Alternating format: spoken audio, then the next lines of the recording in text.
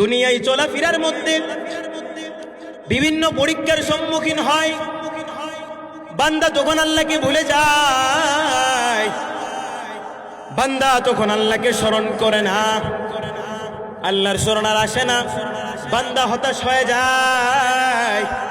আল্লাহ বলেছেন, ইয়া ইবাদিয়াল্লাযীনা আসরাফু আলা আনফুসিহিম লা তাকনাতু মির রাহমাতিল্লাহ। হে আমার বান্দা বান্দিরা, তোমরা আমি আল্লাহর রহমত থেকে নিরাশ হইও না। আমি আল্লাহ তোমাকে বিভিন্ন মাধ্যমে পরীক্ষা করব। আল্লাহ কোরআনের মধ্যে বলেছেন, ওয়ালানাবলুওয়ান্নাকুম বিশাইইম মিনাল খাউফি ওয়াল জু'। আয়াতের শুরুতে আল্লাহ ওয়াও একটা তাকিদ আনছেন, লাম একটা তাকিদ আনছেন, লানাবলুওয়ান্নাকুম ওই নুনের মধ্যে একটা তাকিদ আনছেন। তাকিদের উপর তাকিদ আর তাকিদ এনে আল্লাহ কি বুঝাইতে চেয়েছেন? আল্লাহ তাআলা বুঝাইতেছেন, ওয়ালানাবলুওয়ান্নাকুম বিশাইইম মিনাল খাউফ।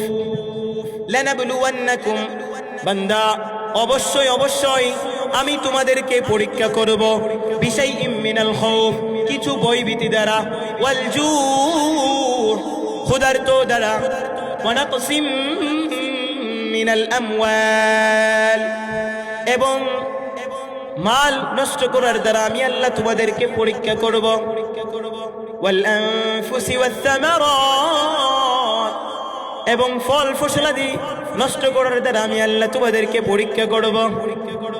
আল্লাহ পাক নিজেই বলেছেন, ওয়াবাশশিরিস সাবিরিন। এই পরীক্ষার মধ্যে পড়ে যারা মালিকের শুকরিয়া আদায় করবে আল্লাহ তাদের জন্যই বলেছেন ওয়াবাশশিরিস সাবিরিন, আর ধৈর্যশীলদেরকে সুসংবাদ দিয়ে দাও। এই জন্য ভাই হতাশ হওয়া যাবে না। দুনিয়ার মধ্যে বিভিন্ন মুসিবতের মধ্যে পড়বেন, এই কারণে হতাশ না হয়ে আল্লাহর কাছে শুকরিয়া আদায় করবেন।